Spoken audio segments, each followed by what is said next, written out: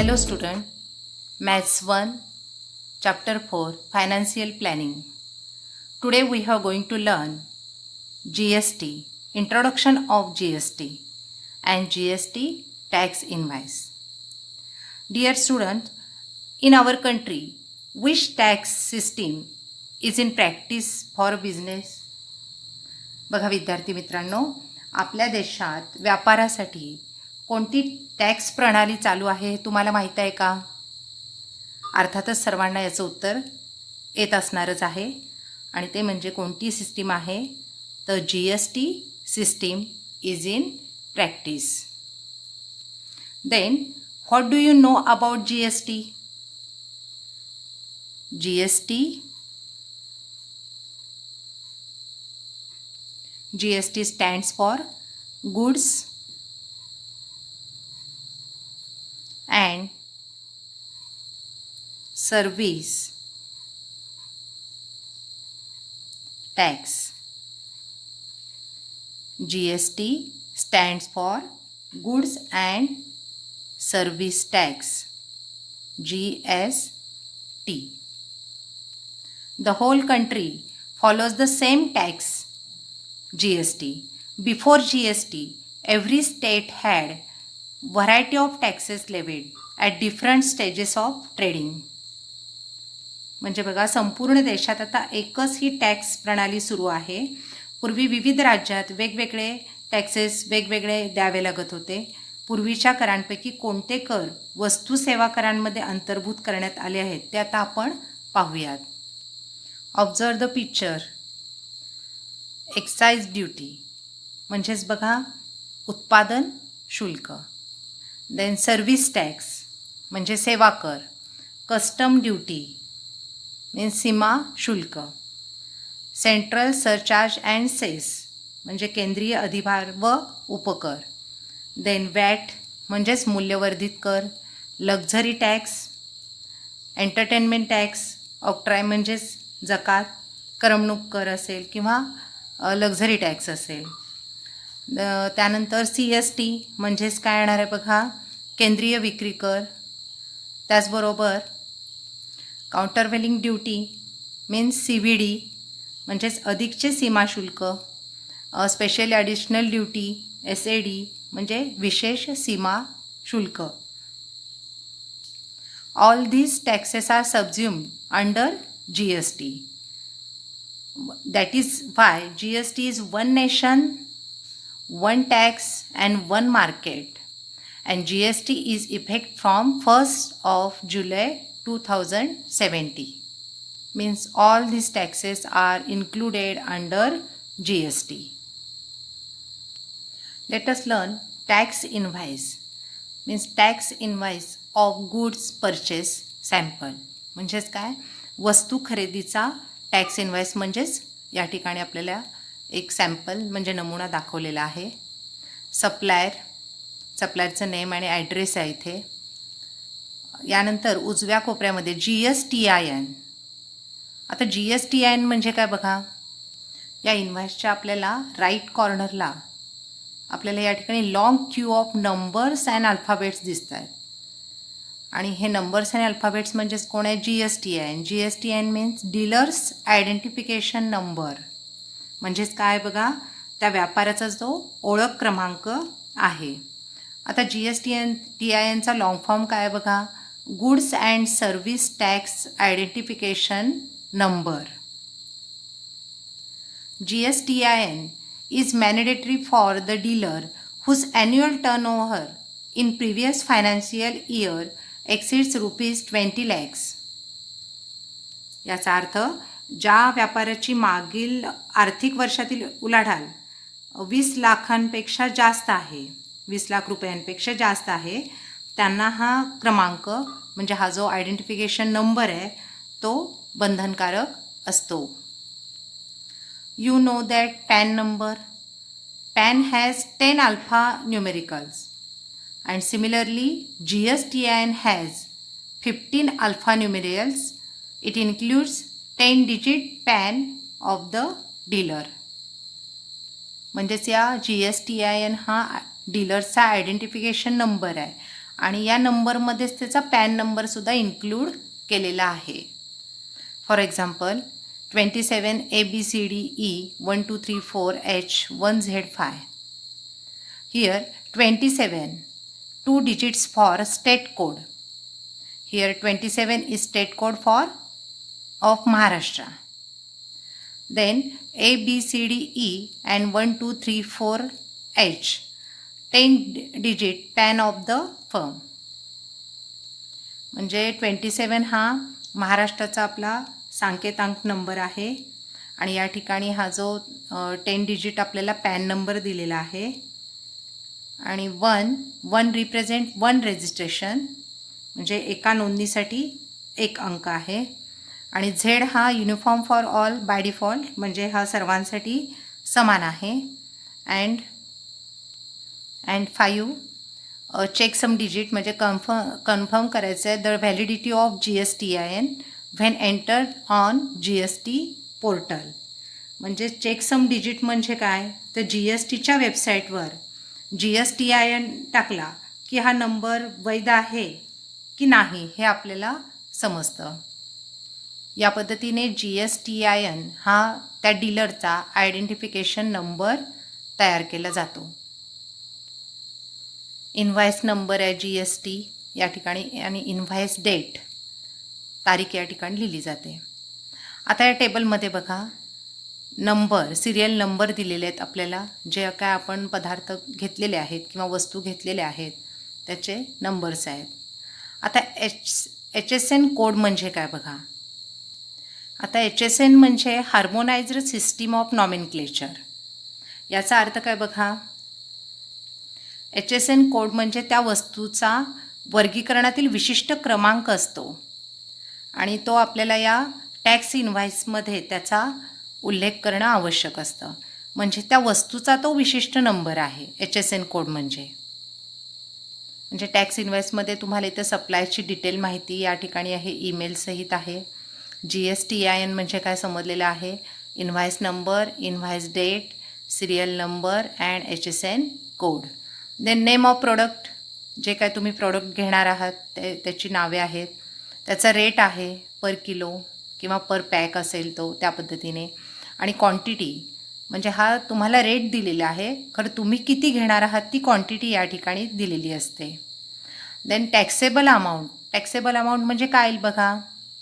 आता first example या ठिकाणी म्हणजे बघा दिलेलं आहे सिरियल नंबर 1मध्ये HSN कोड आहे आणि नेम ऑफ प्रोडक्ट आहे पेढे आणि रेट आहे त्याचा 400 पर किलो म्हणजे 400 रुपये किलो पेढ्यांचा दर आहे आणि क्वांटिटी तुम्ही मात्र किती घेणार आहात 500 ग्रॅम म्हणजे अर्धा किलो तुम्ही घेणार आहात. म्हणजेच टॅक्सेबल अमाऊंट काय येईल. 1 किलोचा दर किती आहे पेढ्यांचा 400 रुपये किलो आहेत मग अर्धा किलोच तुम्ही घेणार आहात म्हणजेच टॅक्सेबल अमाऊंट या ठिकाणी होईल 200 रुपीज. त्यानंतर आपल्याला CGST आणि SGST हे दोन टॅक्सेस या ठिकाणी दिसत आहेत. CGST and HGST are two components of GST. CGST is Central Goods and Service Tax. Central Goods and Service Tax, which is paid to the central government, whereas SGST is State Goods and Service Tax. State Goods and Service Tax which is paid to the state government. बघा CGST आहे.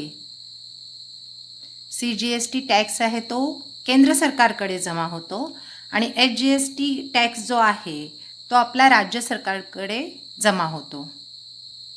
Please note that CGST equal to HGST. आता CGSTचा किती rate आहे बघा 2.5% म्हणजे 100 रुपयांना 2.5 rupees. मग आता आपले टॅक्सेबल अमाऊंट किती आहे 200 रुपीज. मग 200 रुपीजचे किती होणार आहे tax 5 rupees. Same HGST 5 rupees. म्हणजेच तुम्ही पेढ्यांचा दर किती आहे 400 रुपये किलो तुम्ही घेतलेत किती अर्धा किलो टॅक्सेबल अमाऊंट तुम्हाला मिळाली 200 plus CGST 5 rupees HGST 5 rupees so total amount तुम्हाला किती द्यावी लागेल दुकानदाराला? 210 रुपीज. नेक्स्ट बघा, चॉकलेटसाठी सुद्धा असंच आहे. रेट किती आहे त्याचा? 80 rupees for 1 bar. Taxable amount 80. CGST या ठिकाणी किती आहे बघा, CGSTचा रेट 14%. सो टॅक्स किती होणार?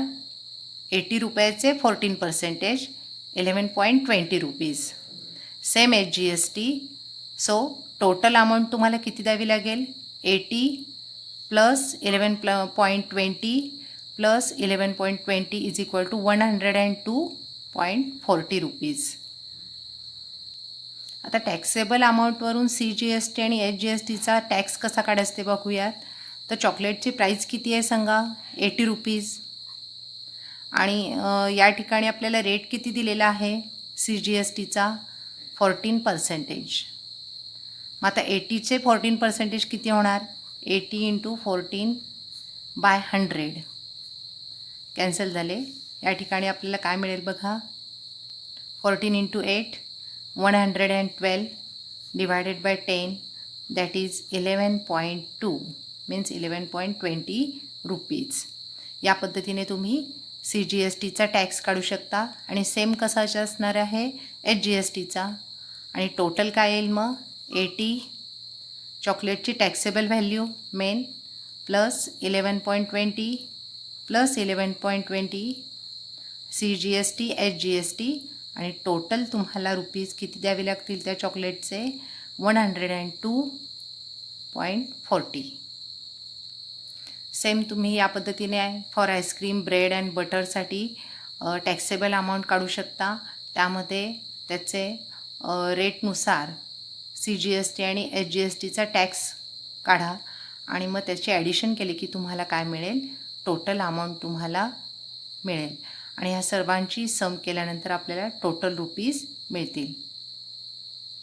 या पद्धतीने आपल्याला टॅक्स इनवाईस कंप्लीट करण्यासाठी ॲक्टिव्हिटी बेस्ड क्वेश्चन पेपरमध्ये येऊ शकतो. नेक्स्ट आपण पेज नंबर 83 वरील ॲक्टिव्हिटी या ठिकाणी दिलेली ती कंप्लीट करूयात. CGST at the rate of 2.5% is rupees. काय येईल बघा? 2.5%मध्ये आपल्याला CGSTचा रेट आहे. तर टॅक्स आपल्याला किती आहे? 5 rupees 5. HGST at the rate of, rate किती आहे? 2.5.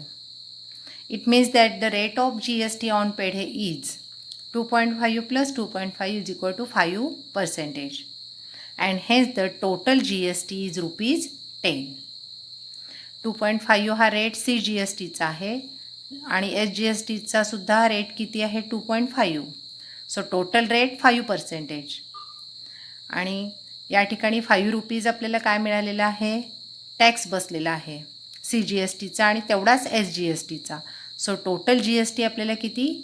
CGST plus HGST is equal to 10. The rate of GST on chocolate is. आता चॉकलेटसाठीचा बघा रेट किती आहे? CGSTचा 14 आणि HGST 14. 14 plus 14 28%. And hence the total GST is rupees. Total GST किती येईल? 11.20 plus 11.20 means 22.40. Next, the rate of GST on ice cream is. किती percentage आहे रेट? रेटच्या कॉलममध्ये बघा आईस्क्रीमबद्दलचा रेट आपला किती आहे. रेट ऑफ GST विचारलेला आहे आणि आईस्क्रीमच्या याच्यामध्ये जर बघितलं कॉलममध्ये तर CGSTचा रेट आहे 9%, HGSTचा आहे 9% आणि इथे विचारलं आपल्याला rate of GST on ice cream is 9 plus 9 18%. Hence the total cost of ice cream is rupees 236. On butter CGST rate विचारला आहे. या अगोदर आईस्क्रीमसाठी आपल्याला GSTचा रेट विचारला होता. म्हणून आपण काय केलं होतं, CGST आणि HGSTची टोटल इथे लिहिली होती. आता आपल्याला फक्त CGSTचा रेट विचारला आहे आणि तो किती येणार आहे मग 6%. आणि HGSTचा रेटसुद्धा तेवढाच आहे 6%. So GST rate on butter is 6 + 6 = 12%. तुम्ही जर या इनव्हॉइसमध्ये बघितलं तर प्रत्येक प्रोडक्टसाठीचा जो रेट आहे CGSTचा HGSTचा तो त्या प्रोडक्टनुसार तो वेगवेगळा आहे. या ठिकाणी जर तुम्ही बघितलं तर ब्रेडचा जो आहे रेट CGSTचा आणि HGSTचा तो किती आहे, ब्रेडचा 0% आहे. त्यानंतर डिफरंट फॉर डिफरंट प्रोडक्ट्स यासाठी आपल्याला GSTचा रेट आहे 0% आहे. यानंतर आपण बघितला तर पेढ्यांसाठीचा तो आपल्याला 5% मिळाला होता. Then next 12%, 18% and 28%. So the rate of GST are different for different products and these rates are fixed and prescribed by the government. म्हणजे प्रत्येक वस्तूचा जो टॅक्स आहे तो टॅक्स जो शासन आहे आपलं ते निश्चित करतं. यानंतर अजून एक आपल्याला ॲक्टिव्हिटी इथे दिलेली आहे, tax invoice of service provided. म्हणजेच काय, आपण सेवा पुरवल्यासंदर्भातील हा टॅक्स इनव्हॉइस आहे. यामध्ये सुद्धा इनव्हॉइस नंबर आहे, GSTN आहे, इनव्हॉइस डेट दिलेली आहे, ॲड्रेस आहे. यामध्ये बघा या फर्स्ट कॉलममध्ये SAC आहे. SAC म्हणजे काय, तर या ठिकाणी service accounting code. Service accounting code means SAC. म्हणजे उदाहरणार्थ तुम्ही एका हॉटेलमध्ये जर गेलेला असाल तर याचं टॅक्स इनव्हॉइस या पद्धतीने होईल. फूड आयटम्स तुम्ही काय मागवलं ते आहे, क्वांटिटी किती मागवली आहे ती, आणि त्याचा रेट इथे दिलेला आहे. आणि टॅक्सेबल अमाऊंट या ठिकाणी आपल्याला फिलअप करायची आहे. तर कॉफी बघा, क्वांटिटी 1 आहे आणि रेट आहे 20, टॅक्सेबल अमाऊंट 20. मसाला टी 1, क्वांटिटी रेट आहे 10, सो टॅक्सेबल अमाऊंटसुद्धा काय येणार आहे 10. आणि मसाला डोसा मात्र क्वांटिटी 2 आहेत आणि रेट आहे 60, सो टॅक्सेबल अमाऊंट काय येणार आहे, पर डोसा किती आहे, रेट त्याचा 60 आणि तुम्ही 2 मागवलेत, सो 60 × 2 120. देन बघा कॉफी 1 मागवली, सो टॅक्सेबल अमाऊंट 20 रुपीज आणि CGST 2.5%. म्हणजे किती येईल सांगा आता अमाऊंट त्याची.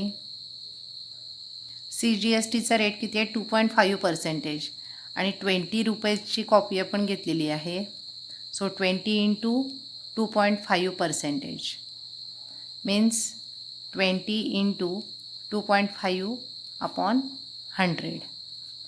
20ने जर डिवाइड केल्यानंतर आपल्याला 2.5 / 5 दॅट इज 0.5 मीन्स ₹0.50.